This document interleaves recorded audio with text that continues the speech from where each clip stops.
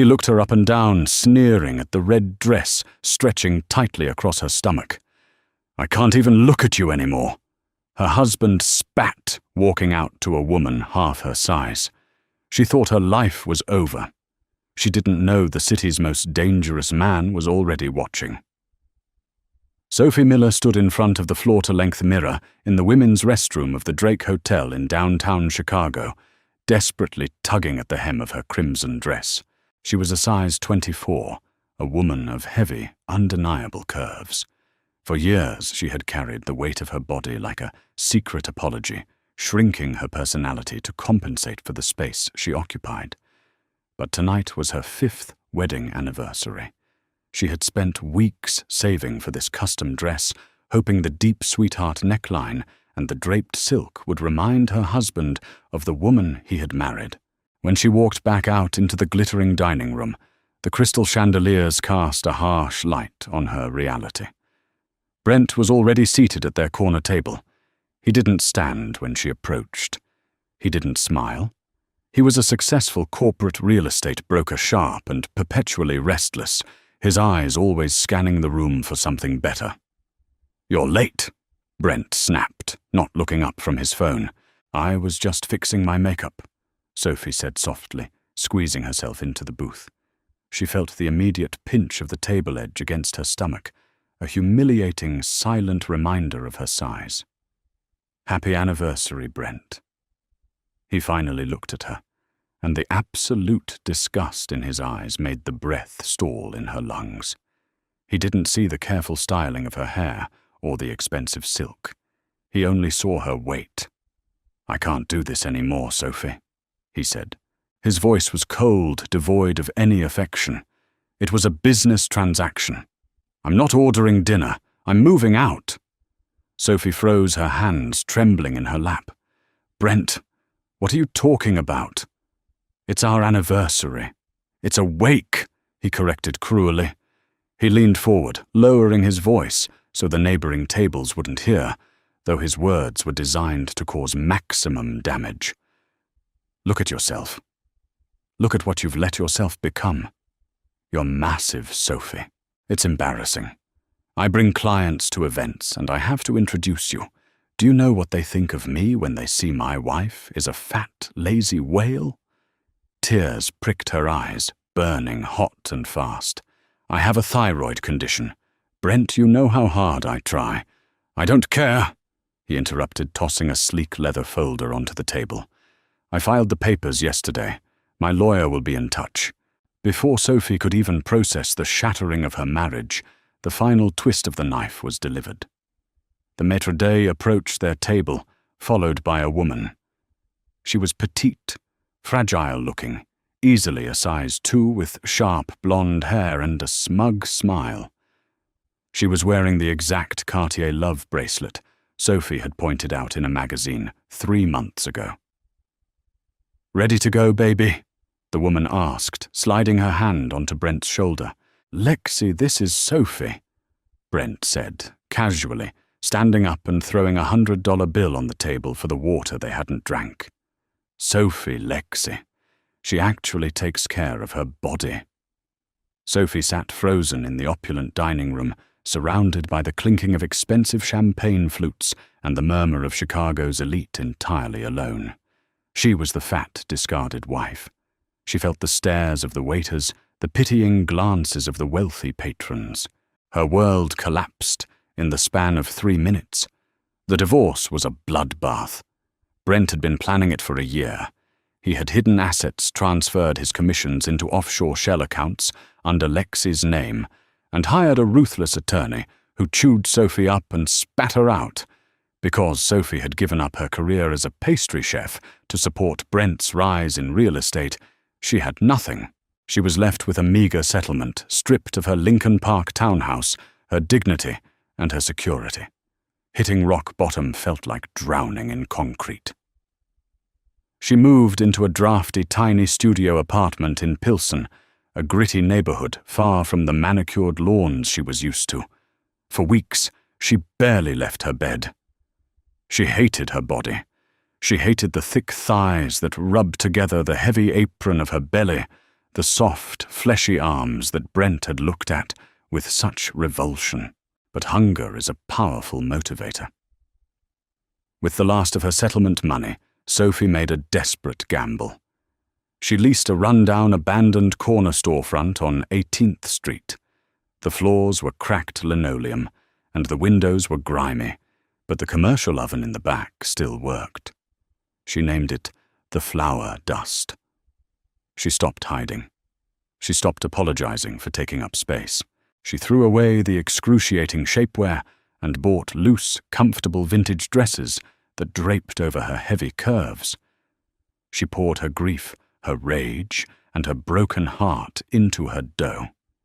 She baked rich, decadent pastries cannoli, filled with sweet ricotta, massive sourdough loaves, thick brioche.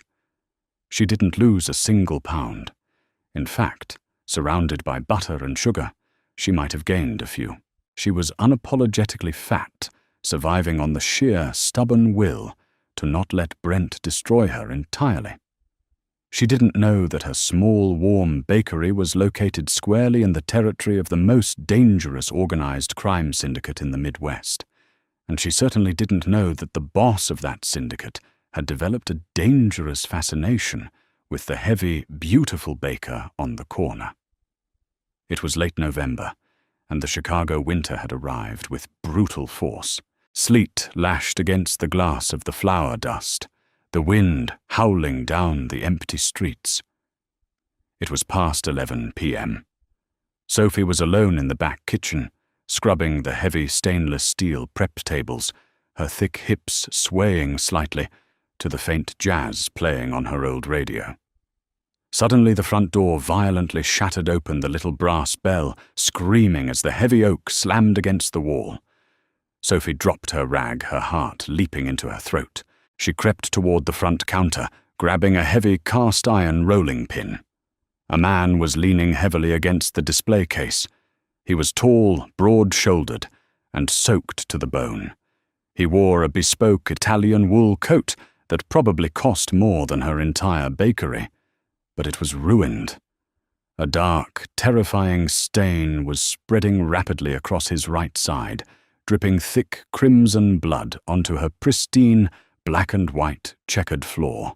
"Lock the door!" He rasped his voice, a low, gravelly command that demanded absolute obedience. Sophie was paralyzed. He looked up and she gasped. He possessed a brutal, arresting kind of handsomeness. Sharp jawline, aristocratic nose, and eyes as dark and cold as the Chicago River at midnight. But what terrified her was the heavy matte black Glock pistol gripped loosely in his left hand. "I said lock the door, Dolcezza." He gritted out his knees, buckling slightly. Survival instinct overrode her terror. Sophie rushed past him, threw the deadbolt, and pulled down the metal security grate. When she turned back, the man had collapsed onto his back, gasping for air. "I'm calling an ambulance." Sophie panicked, reaching for the rotary phone on the wall. "No!" The word cracked like a whip. He raised the gun, his hand shaking, but the barrel steady. "No cops, no hospitals, just towels." Sophie's breath hitched. She looked at the gun, then at his bleeding side. She dropped the phone. She wasn't a nurse, but she was practical. She ran to the back, grabbing an armful of clean white cotton baking aprons and a bottle of high-proof vanilla extract she used for baking. She dropped to her knees beside him. Up close, he smelled of rain, expensive cologne, and copper. She unbuttoned his ruined shirt. The bullet had passed clean through his side, messy bleeding profusely, but manageable if she could stop the flow. "This is going to burn," she warned, her voice trembling as she poured the alcohol over the wound. The man hissed his back, arching off the floor, his muscles coiled like tight steel springs. But as Sophie leaned over him, using her full heavy weight to press the thick wad of cotton against his side, his dark eyes snapped open and locked onto her. He didn't look at her with the disgust she was so used to. He looked at her like a starving man staring at a feast. Roman Costa, the ruthless head of the Costa Syndicate, was a man who lived in a world of sharp edges, starvation, and cold, hard violence. The women in his world were surgically altered thin and brittle, but the woman above him was a vision of classical Renaissance excess. He felt the soft, heavy press of her large breasts against his uninjured arm as she reached across him. He saw the thick, lush curve of her thighs, kneeling beside him, the plump softness of her flushed cheeks, the generous roll of her stomach under her vintage dress. To Brent, she had been a whale. To Roman, she was the physical embodiment of sanctuary. She was warmth abundance and absolute devastating beauty. "You're so soft," Roman murmured, his blood-stained hand weakly lifting to trace the heavy curve of her hip. Sophie blushed furiously, slapping his hand away. "Keep still, you're bleeding to death." "I've died and gone to heaven," he whispered, a dark, delirious smile touching his lips before he passed out from the pain. Sophie sat with him all night, keeping the pressure steady until the bleeding stopped. Before dawn, while she was dozing against the counter, a black SUV pulled up. Two massive men in suits entered with a spare key, scooped the unconscious man off her floor, and dropped a thick stack of $100 bills wrapped in a rubber band onto the counter. They vanished like ghosts. For 3 weeks, Sophie convinced herself it was a fever dream. She used the money to fix the broken door and buy a new commercial mixer, trying to forget the dark eyes of the bleeding man who had praised her softness. Then he came back. It was a Tuesday afternoon. The bell chimed, and Roman Costa walked in. He was fully heeled, wearing a charcoal Brioni suit that fit him with lethal perfection. He looked powerful, terrifying, and completely out of place in her pastel bakery. 2 bodyguards stood outside facing the street. Sophie dropped a tray of croissants. "You." "Me." Roman smiled. It was a terrifying smile, predatory and possessive. He walked up to the counter, his eyes devouring every heavy curve of her body. "You saved my life, Sophie Miller. How do you know my name?" she whispered, backing up until her hips hit the prep counter. "I know everything about you," Roman said softly, leaning over the glass display. "I know you were thrown away by a fool who couldn't appreciate a true goddess. I know you work from 4 a.m. to 9 p.m., and I know I am going to buy every single thing in this bakery." For the next month, Roman became a permanent fixture. He sat at the corner table every afternoon, sipping black coffee and watching her with hungry, obsessive eyes.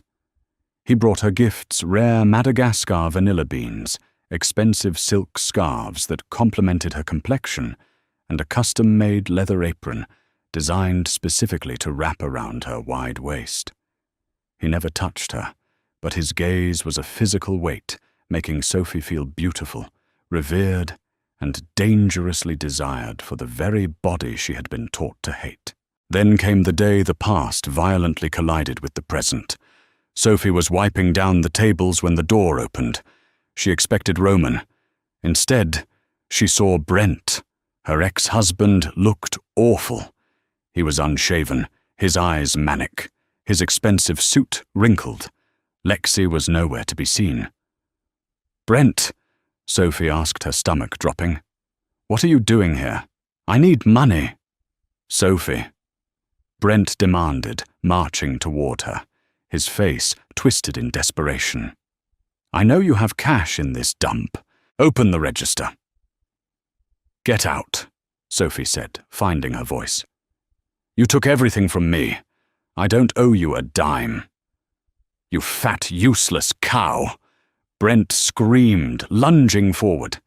He grabbed her arm brutally, his fingers digging painfully into her soft flesh, trying to drag her toward the counter. "You owe me. I supported your massive weight for 5 years. Give me the money." "Let her go." The voice was so quiet, so cold, it seemed to freeze the very air in the room. Brent froze, turning around. Roman Costa had just walked out of the back room, where he had been quietly drinking espresso. The dark Mafia boss unbuttoned his suit jacket, revealing the shoulder holster strapped to his chest. His eyes were entirely black, radiating murderous intent. Brent's face drained of all color. His knees visibly shook. He let go of Sophie as if she were on fire. Mr. Costa, I didn't know you frequented this place." Sophie rubbed her bruised arm, looking between the two men. "You know each other?" "Oh, Brenton and I are well acquainted," Roman purred, taking a slow, predatory step forward. "Brenton has a terrible gambling habit. He owes my family $50,000. We were going to pay him a visit tonight to break his legs." Brent dropped to his knees, openly weeping. "Please, Mr. Costa, I came here to get the money. This is my ex-wife. She's a nobody. She's just a fat baker. I was going to get your money from her." The silence that followed was deafening. Roman didn't shout. He moved with the terrifying speed of an apex predator.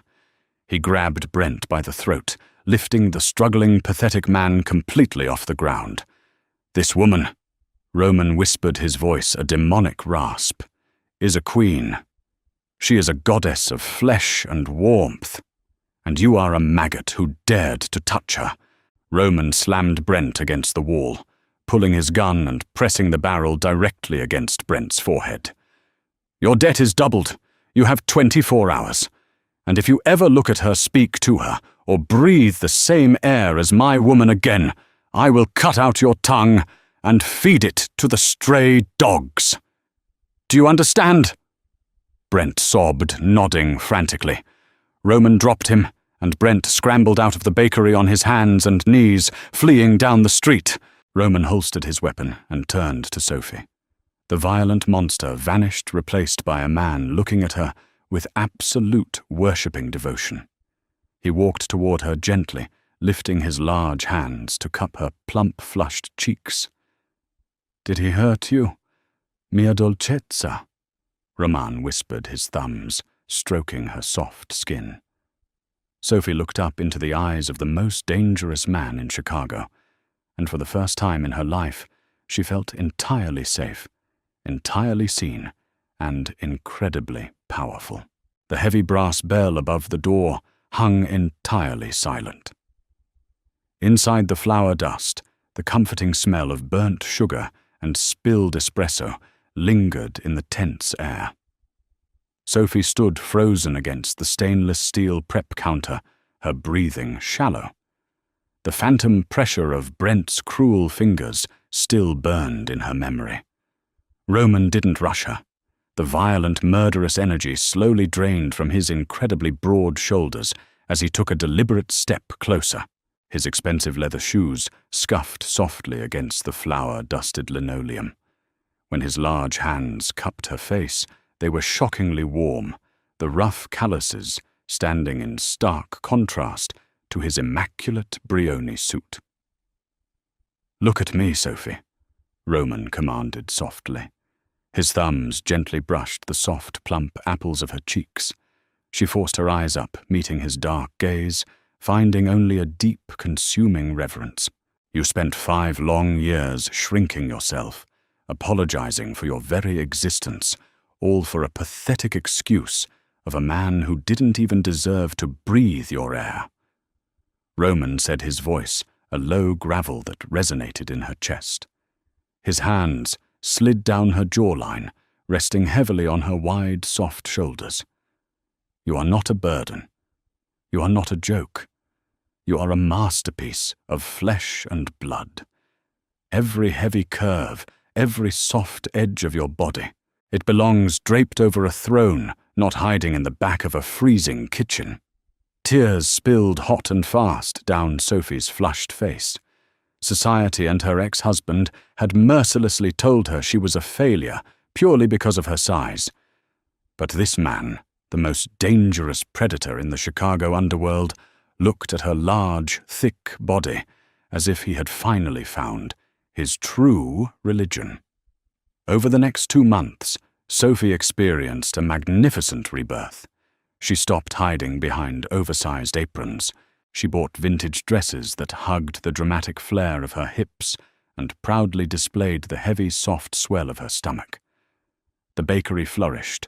Word quietly spread through the criminal underbelly that the flour dust was under the absolute protection of the Costa Syndicate. No one dared steal so much as a napkin, but a dying rat bites the hardest. Drowning in gambling debt, Brent was entirely out of options. It happened on a miserably cold, rainy Thursday. Red and blue police lights flashed violently against the rain-streaked windows. Sophie wiped her dough-covered hands as 3 men shoved their way inside. 2 were uniformed Chicago police officers. The third was Cook County Judge Arthur Harrison. Judge Harrison was the corrupt official who had presided over her divorce. He was a pillar of the legal community, a man with cold, watery eyes who had stripped Sophie of her beloved Lincoln Park home with a single stroke of his pen. Now he wrinkled his aristocratic nose at the rich smell of warm butter. "Sophie Miller," Judge Harrison barked, slapping a thick manila folder directly onto her pastry case. "I am officially executing a court-mandated seizure of this property and all its assets." Sophie's heart slammed against her ribs. "On what legal grounds I leased this space with my own money?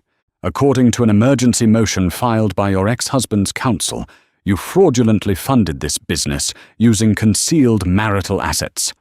Judge Harrison smirked. "The court has frozen your accounts. You have exactly 10 minutes to vacate." Sophie felt numb. This was an ambush. Brent had bribed the judge again. Panicked and desperate for the $50,000 he owed, Roman Brent was using his corrupt connections to liquidate her bakery to save his own miserable life. "You can't do this," Sophie whispered, planting her heavy, unmovable body firmly between the officers and the kitchen door. "Move aside," one cop warned, reaching a heavy hand toward her shoulder. Before his fingers could even graze her dress, the bakery door opened with a quiet, deadly click. The temperature plummeted. Roman Costa stepped inside, flanked by 4 massive men in tailored suits. Roman looked entirely hollowed out, devoid of any recognizable emotion, making him infinitely terrifying.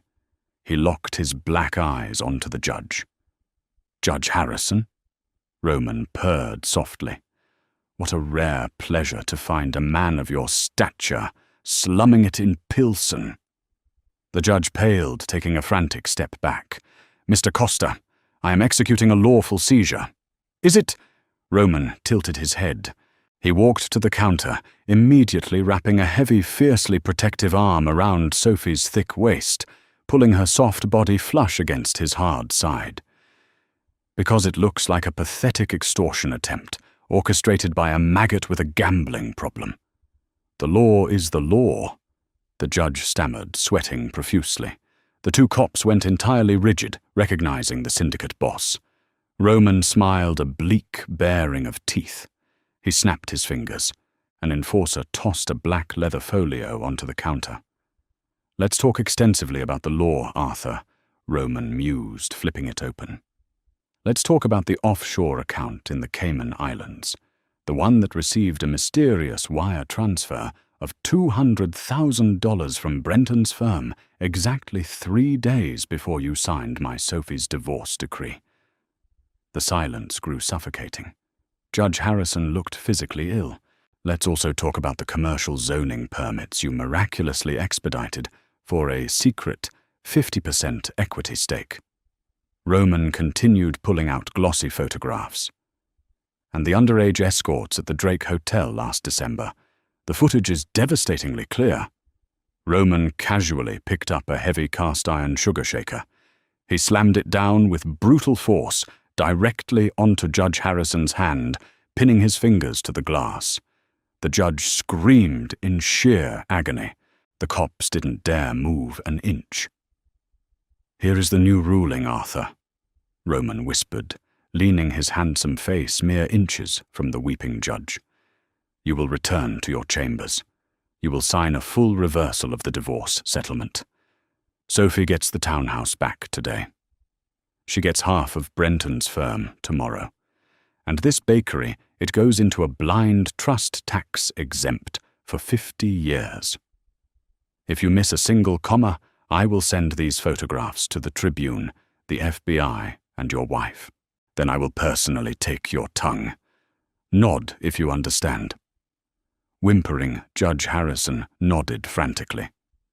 "Get out," Roman commanded softly. As the corrupt men scrambled out into the rain, Roman turned to Sophie. The terrifying violence melted from his eyes, replaced by that burning, unconditional worship. He pressed a lingering kiss to the flour-dusted crown of her hair. "No one," Roman promised, his hand tightening on her heavy hip, "will ever take what belongs to you again. Hard karma is a dish best served cold, but in Sophie's case, it was served with absolute destruction. Within 48 hours, the corrupt foundation of Brent's life collapsed. Judge Harrison, terrified of Roman's retribution, not only reversed the divorce, but initiated an audit into Brent's real estate firm. The hidden accounts were exposed. The IRS froze his remaining assets. Lexi, realizing the money was gone, and the Cartier bracelets were being repossessed, packed her bags and left him for a plastic surgeon in Miami. Brent was completely destitute, homeless, and still carrying a doubled $100,000 debt to the most ruthless syndicate in the Midwest. A week later, Sophie stood in the back office of Roman's legitimate front, a sprawling, opulent import/export firm downtown. The room smelled of aged leather, rich mahogany, and dark roasted coffee.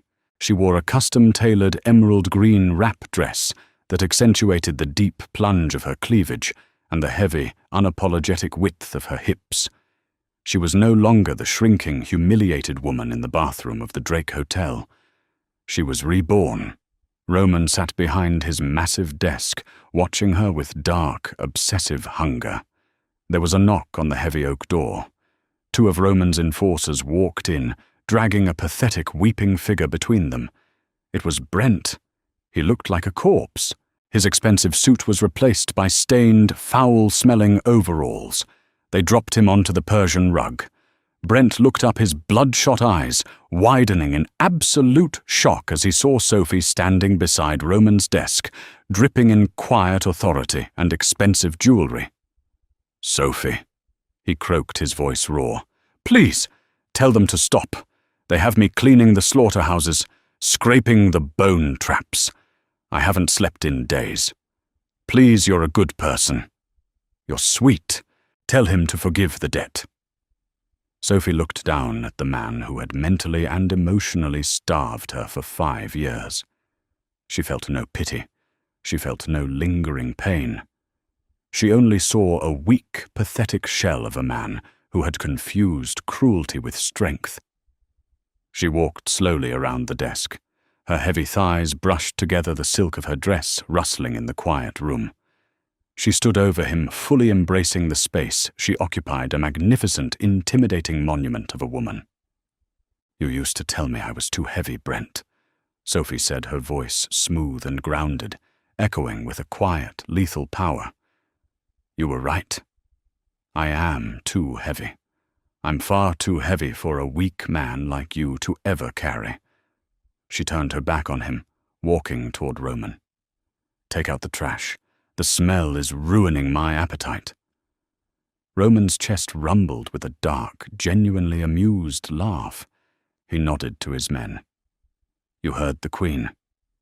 Take him back to the traps. He has $98,000 left to work off at minimum wage." Brent screamed as they dragged him out, his wails echoing down the marble hallway until the heavy door clicked shut. Silence returned to the office. Roman stood up, walking toward Sophie. The predator was gone, leaving only the devoted worshipper. He didn't just embrace her. He enveloped her. His large hands slid down her thick back, gripping the heavy flesh of her wide hips, pulling her flush against his hard, muscular body. "You are magnificent," Roman murmured, burying his face in the crook of her neck, breathing in the scent of vanilla and warm skin. My beautiful heavy queen. Sophie closed her eyes, wrapping her arms around his broad shoulders. She had lost a marriage, but she had gained an empire. She had stopped trying to shrink to fit into a world that hated her, and instead she let a dangerous man build a new world entirely around her curves.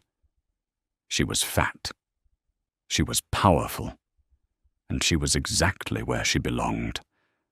Sophie finally realized that the body she spent her life hiding was the exact reason the city's most powerful man fell to his knees.